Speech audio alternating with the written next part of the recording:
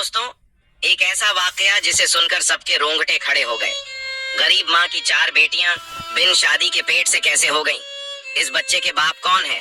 यह वाकया सारे गांव वालों को हिलाकर रख दिया कैसे? एक ही घर के 4 जवान बेटियां हमला कैसे हो गई? यह दिल दहला देने वाला वाकया जरूर सुने।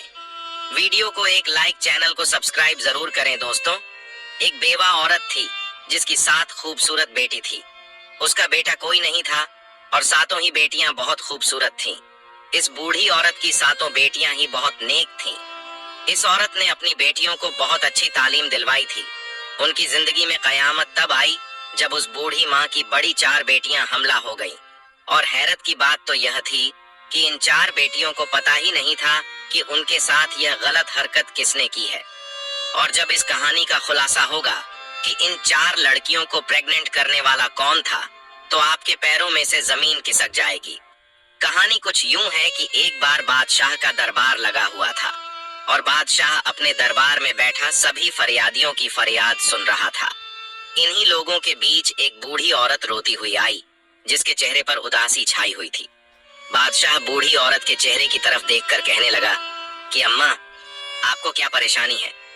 इस बूढ़ी औरत ने दरबार में चारों तरफ देखा तो खामोश हो गई।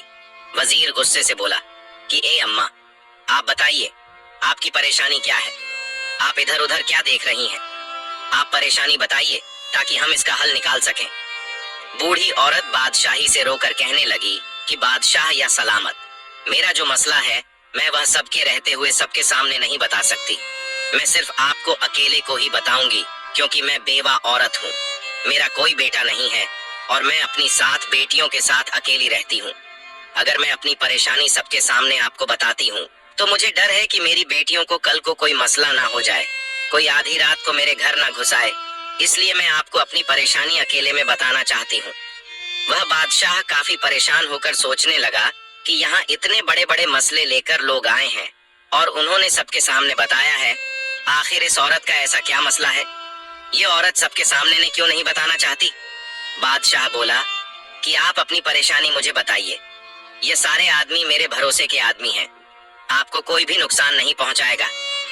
वह दुखी बूढ़ी औरत रोकर बोली कि नहीं बादशाह, सलामत नहीं, मैं आपको अकेले ही वह बात बताऊंगी।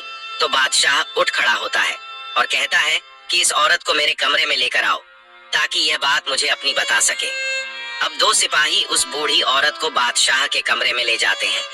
बूढ़ी औरत जब अंदर आती है तो बादशाह उसे कहता है कि ये अम्मा, अब बताइए कि आपकी क्या परेशानी है। वह बूढ़ी औरत बादशाह के कदमों में गिर कर रोने लग जाती है। बादशाह कहता है कि अम्मा, आप मुझे बताइए कि आखिर बात क्या है। मेरा दिल बैठा जा रहा है कि ऐसी कौन सी बात है जिसके लिए आपने मुझे अकेले बुलाया, कि मैं यह हरगिज बर्दाश्त नहीं कर सकता कि मेरी बादशाहत में कोई इतनी दुखी औरत हो और मैं आपका दुख जानकर आपके दुखों पर मरहम ना रखूं। ऐसा हो ही नहीं सकता। आप मुझे अपना दुख बताइए। वह बूढ़ी औरत रोकर कहने लगी, बादशाह, मैं एक बेवा औरत हूँ। मेरे शौहर को वफात पाए अरसा गुजर चुका है और मेरा कोई बेटा नहीं है। मेरी 7 बेटियां हैं। मैं लोगों के अमीर घरों में जाकर बर्तन धोती हूँ, उनके कपड़े धोती हूँ और उनके घरों में काम करती हूँ। और इन अमीर घरों से जो बचा हुआ खाना मिलता है, जो मुझे मेहनत मजदूरी के पैसे मिलते हैं, उसी में से मैं अपना घर चलाती हूँ और उसी से अपना घर चलाकर अल्लाह ताला का शुक्र अदा करती हूँ। मैंने कभी किसी से कोई शिकवा नहीं किया कि मैं ऐसी गुर्बत की जिंदगी जी रही हूँ। मेरी 7 बेटियां हैं, पर्देदार हैं। वह कभी भी घर से बाहर नहीं जाती और हमेशा अपने सरों पर दुपट्टा रखती हैं। मेरी जिंदगी ऐसी ही चल रही थी। एक मर्तबा मेरी बड़ी बेटी की तबीयत बहुत खराब हो जाती है। मैं अपनी बड़ी बेटी को डॉक्टर के पास लेकर जाती हूँ। डॉक्टर कहता है कि तुम्हारी बेटी उम्मीद से है, तुम्हारी बेटी पेट से है। यह बात सुनकर मेरे पैरों से जमीन खिसक जाती है कि मेरी बड़ी बेटी की तो शादी भी नहीं हुई, तो यह हमला कैसे हो गई। मैं जब अपनी बेटी को घर लेकर आई तो उसे मारने पीटने लगी कि बताओ, किसके साथ तुमने यह मुंह काला किया है और यह बच्चा किसका है। जब मैंने अपनी बेटी को काफी मारा तो मेरी बड़ी बेटी रोने लगी और मेरे आगे हाथ जोड़ने लगी कि ए अम्मा, मैं नहीं जानती कि यह बच्चा किसका है। ए मेरी प्यारी अम्मा, मुझ पर यकीन करो, मैंने कभी किसी के साथ बात कर रही नहीं की। मैं कभी घर से अकेली बाहर नहीं गई। मैंने कभी किसी के साथ आंख नहीं मिलाई। ए मेरी अम्मा, मुझे नहीं पता कि यह बच्चा मेरे पेट में कैसे आया है। वह बूढ़ी औरत अपनी बेटी पर यकीन कर लेती है और कहती है कि बादशाह सलामत, मैंने इस बेटी को पैदा किया था। मुझे पता चल चुका था कि मेरी बेटी झूठ नहीं बोल रही, और उसके कुछ दिनों बाद तो मुझे पक्का यकीन हो गया था कि मेरी बेटी झूठ नहीं कह रही। वह बूढ़ी औरत बादशाह को वाकया सुनाते हुए रोने लगी कि बादशाह सलामत, हमने इस बात पर सब्र कर लिया। फिर मेरी बड़ी बेटी ने 9 माह बाद एक बेटे को जन्म दिया और हमने मारे मजबूर के इस बच्चे की परवरिश करनी शुरू कर दी। इसके 2-3 माह बाद मेरी छोटी बेटी हमला हो गई। जब मैंने उसको डॉक्टर के पास लेकर जाकर दिखाया तो डॉक्टर ने कहा कि आपकी बेटी यह भी पेट से है। और डॉक्टर की यह बात सुनकर मेरे दिल को दूसरा झटका लगा। मैं सोचने लगी कि मेरी बेटियों के साथ यह सब कौन कर रहा है। हमारे घर पर भी कोई नहीं आता है और मेरी बेटियां बाहर भी नहीं जाती हैं। मैंने अपना वाकया अल्लाह पर छोड़ दिया कि यह अल्लाह मुझे इस बात का पता चल जाए कि मेरी बेटियों के साथ यह गंदी हरकत कौन कर रहा है। मेरी दूसरी बेटी ने भी एक बच्चे को पैदा किया। उसके बाद मेरी तीसरी बेटी उम्मीद से हो गई और फिर मेरी चौथी बेटी जो 14 साल की थी वह पेट से हो गई। मैं तो लुट गई, बर्बाद हो गई। मुझे तो कुछ नहीं पता चल रहा कि मेरे घर पर यह क्या हो रहा है। इस दुखी माँ का यह वाक्य सुनकर राजा हक्का बक्का हो जाता है कि यह कैसा वाकया सुना रही है। बूढ़ी औरत अपनी कहानी सुनाकर बादशाह के पांव पकड़ लेती है कि ऐ बादशाह सलामत, मुझे इंसाफ चाहिए। मुझे पता करना है कि मेरी बेटियों के साथ यह गलत हरकत कौन कर रहा है। बादशाह सलामत, मेरी बेटियों के मुजरिम को आप पकड़े। मैंने बहुत ढूंढने की कोशिश की, मुझे जरा पता नहीं चला कि वह इंसान कब आता है। हमारे घर उसने हमारी जिंदगी बर्बाद कर दी है। बादशाह सलामत पूरी कहानी सुनकर कहने लगा, ए अम्मा, तुम अब बोल रही हो। तुम्हारी चौथी बेटी के साथ यह हरकत हुई है। तुम्हें तो तब आना चाहिए था जब तुम्हारी पहली बेटी के साथ गलत हरकत हुई थी। अगर तुम उस वक्त यह बात बताती तो तुम्हारी बाकी 3 बेटियों के साथ यह सब कुछ ना होता। मगर जब तुम जैसे गरीब लोग होते हैं, वह लोगों की बदनामियों से डर कर ये जहर पी लेते हैं और फिर वही जहर तुम्हारे अंदर काटता रहता है तुम्हें। जब बात तुम्हारी बर्दाश्त से बाहर हो जाती है, फिर तुम लोग आकर बताते हो कि यह मसला हो गया है। और अम्मा, तुम भी उन लोगों में से हो जो अब आई हो। वह बूढ़ी औरत अपनी गलती तस्लीम करती है कि मुझे पहले आना चाहिए था, लेकिन अब मैं आ चुकी हूँ। जो कुछ हो गया सो हो गया, लेकिन अब मेरी बेटियों के मुजरिम का पता लगना चाहिए कि वह कौन है। बादशाह सलामत बहुत ही नेक दिल मेहरबान थे। कहने लगे कि अम्मा, अब तुम घर जाओ। अब यह परेशानी तुम्हारी नहीं है, अब यह परेशानी मेरी है। और मुझसे बर्दाश्त नहीं होता कि मेरी सल्तनत में कोई औरत इतनी दुखी हो। कोई दरिंदा गरीब औरत पर जुल्म कर रहा है और मैं चैन की नींद सो लूं। मेरे बादशाह होने पर लानत है, इसलिए आप अपने घर जाइए। अब यह परेशानी मेरी है। वह बूढ़ी औरत वहां से खामोशी से अपनी चादर लपेटे हुए वहां से बाहर आ गई और अपने घर चली गई। अब बादशाह सलामत वहां से निकलकर वापस आकर बैठ गए और बाकी तमाम लोगों के मसाइल सुनने लगे। लेकिन बादशाह का ध्यान इसी औरत की तरफ था कि इस औरत को इंसाफ मिलना चाहिए। बादशाह लोगों के मसाइल सुनकर जब फ्री होता है तो वह अपने कमरे में वजीर को बुलाता है। वजीर जब बादशाह के चेहरे पर आई परेशानी देखता है तो वह पूछता है, कैसी कौन सी बात बताकर गई है वह बूढ़ी औरत जिसकी वजह से आप इतने परेशान हो गए हैं। बादशाह कहने लगा कि मेरी सल्तनत में ऐसे ऐसे लोग हैं जो इतना बड़ा बड़ा गुनाह करते हैं और यह भी नहीं सोचते कि उनका गुनाह जब हमारे सामने खुल गया तो हम उसको सख्त सजा देंगे। वजीर भी परेशान होकर बोला कि बादशाह सलामत, बता दीजिए कि क्या मामला है। फिर बादशाह सलामत इस वजीर को सारा वाकया बता देता है और कहता है कि कोई दरिंदा है जो इस औरत के घर पर दीमक की तरह लग गया है और इस दरिंदे शख्स का इतना मन बढ़ चुका है कि वह इस बेवा औरत की 4 बेटियों को इस दरिंदे ने हामिया कर दिया है और इस बूढ़ी औरत की 3 बेटियों को बच्चे पैदा हो चुके हैं और छोटी बेटी इसकी हमला है। इस बूढ़ी औरत की बाकी 3 बेटियों की इज्जत को भी खतरा है। हमें पता लगाना होगा कि इस बूढ़ी औरत के घर कौन आता है, किस वक्त आता है। इसके बाद बादशाह सलामत और वजीर सोचने लग जाते हैं कि इस बात का कैसे पता लगाया जाए। थोड़ी देर बाद वजीर कहता है कि बादशाह सलामत, मेरे मन में एक तरकीब आई है। बादशाह कहता है कि जल्दी बताओ कौन सी तरकीब है। वजीर कहता है कि बादशाह सलामत, दीवारों के भी कान होते हैं, इसलिए मैं आपके कान में यह बात बताऊंगा तो वजीर बादशाह सलामत के कान में कुछ कह देता है, यानी कोई तरकीब बताता है जो बादशाह सलामत को भी पसंद आ जाती है। इसके बाद वह वजीर एक बकरी लेकर इस बूढ़ी औरत के घर पर चला जाता है। रात के तकरीबन 9 बज रहे होते हैं। वजीर इस बूढ़ी औरत के घर चला आता है। बूढ़ी औरत वजीर को देखकर कहती है कि ऐ वजीर, आप इस वक्त मेरे घर पर क्या रहे हैं? वजीर बोला कि जो परेशानी आप बादशाह सलामत को बताकर आई हैं, इस बात से बादशाह सलामत बहुत ही परेशान है।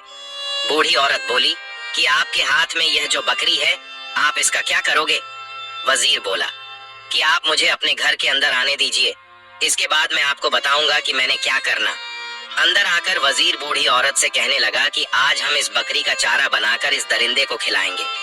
बस तुम लोग कुछ भी मत बोलना और चुप करके देखती रहना कि वह दरिंदा कैसे पकड़ा जाएगा। इसलिए आप तमाम लोग आराम से सो जाइएगा। अगर हमारा यह काम कामयाब हो गया तो पता चल जाएगा कि वह दरिंदा कौन है। इसके बाद वजीर इस बकरी को लेकर घर की छत पर चला जाता है और घर की छत पर इस बकरी को बांध देता है और फिर छुप के इस घर से बाहर चला जाता है। और वजीर जाते हुए इस बूढ़ी औरत और इसकी बेटियों से कहता है कि आप लोग आराम से सो जाइएगा। यह मत सोचिए कि आप लोगों को किसी तरह का कोई नुकसान पहुंचेगा। और वजीर 2 सिपाहियों को बोल देता है कि इस बूढ़ी औरत के घर के आसपास पहरा लगाओ।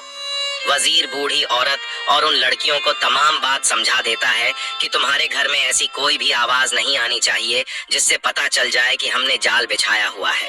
उसके बाद वजीर बादशाह के पास महल में चला जाता है। बादशाह उसी बात को लेकर काफी परेशान होता है। बादशाह वजीर से कहता है कि ऐ वजीर, तुमने इस बकरी को वैसे ही पहुंचा दिया है जैसे हम चाहते थे? तो वजीर बोला कि जी बादशाह सलामत, मैंने इस बकरी को वहीं पर बांध दिया है और अपने मकसद के मुताबिक मैं सारा काम कराया हूँ। वजीर कहने लगा कि ऐ बादशाह सलामत, अब आप भी सो जाइए। बादशाह कहने लगा कि मैं कैसे सो सकता हूँ, वह मजलूम औरतें हैं, उन पर जुल्म हो रहा है। मुझे ऐसे में नींद नहीं आएगी जब तक मैं इस जालिम शख्स को पकड़ के उसको सजा ना दे दूं। बहरहाल जब आधी रात का वक्त आता है तो उस बूढ़ी औरत के घर के आसपास एक साया सा लहराता है। वह शख्स घर की छत पर आकर और छत में से वह सहन में आ जाता है। बकरी ने छत पर जब किसी शख्स को देखा तो बकरी एकदम से चिल्लाने लगी। उस वक्त आधी रात का वक्त हो चुका था। हर तरफ सन्नाटा छाया हुआ था और आधी रात को बकरी की आवाज दूर दूर तक गूंज रही थी।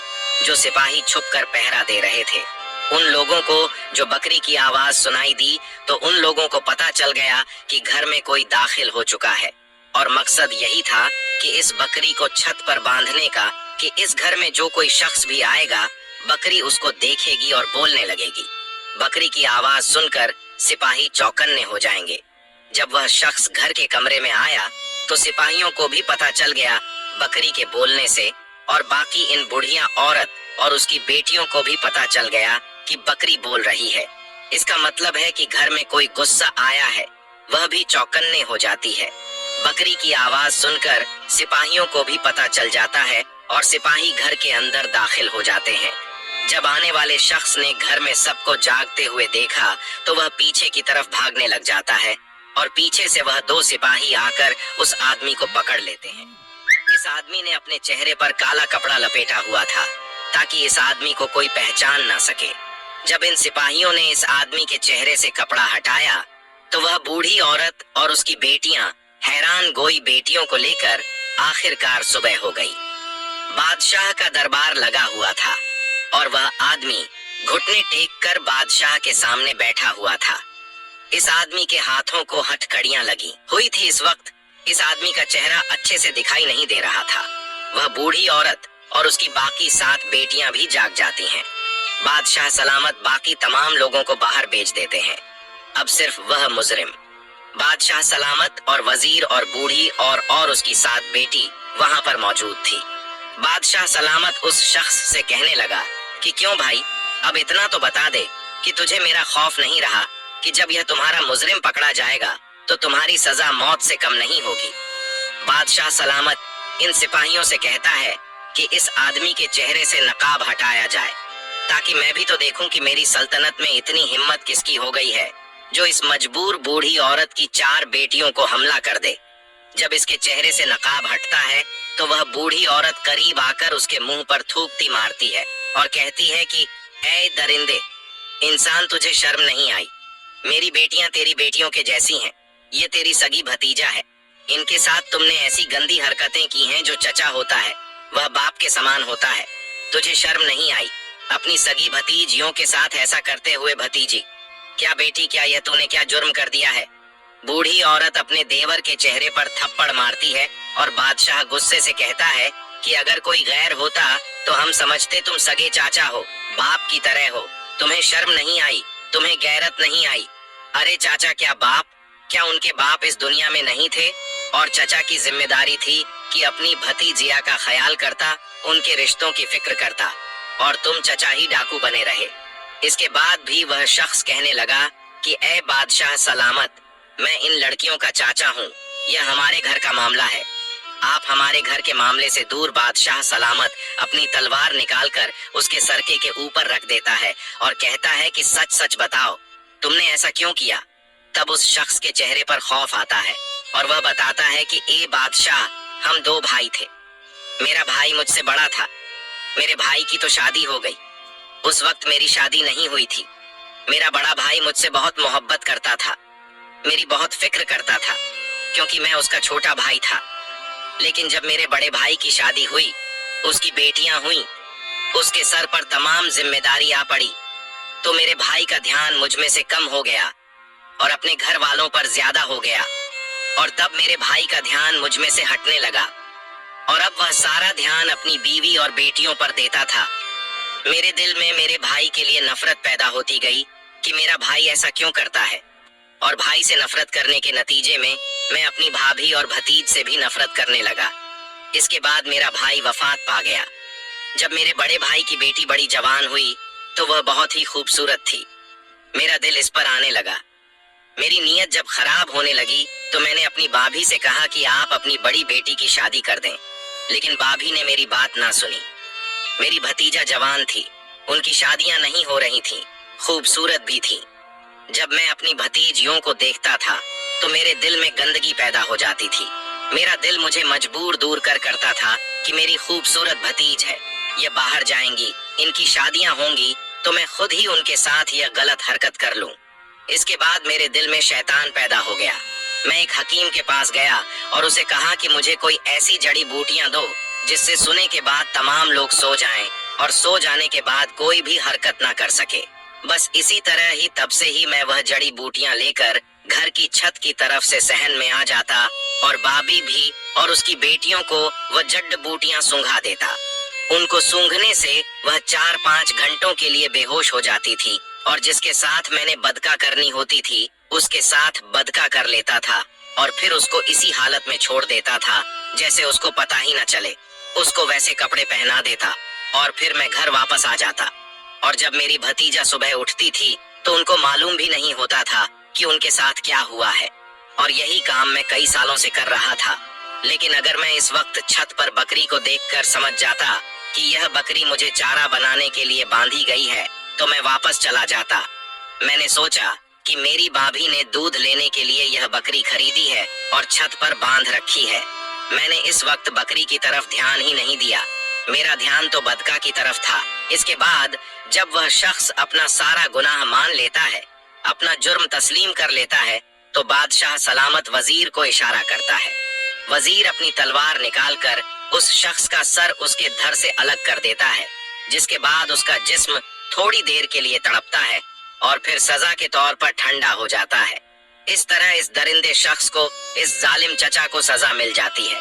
फिर बादशाह सलामत इस बूढ़ी औरत की तरफ देखकर कहता है कि ऐ अम्मा, अगर आप मुझे बता देती तो आपकी बाकी 3 बेटियों को यह दुख न झेलना पड़ता।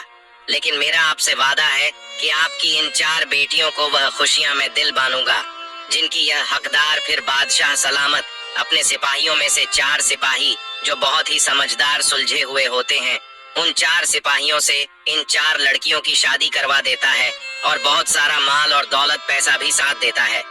इसके बाद वह बूढ़ी औरत रोकर बादशाह का शुक्रिया अदा करती है।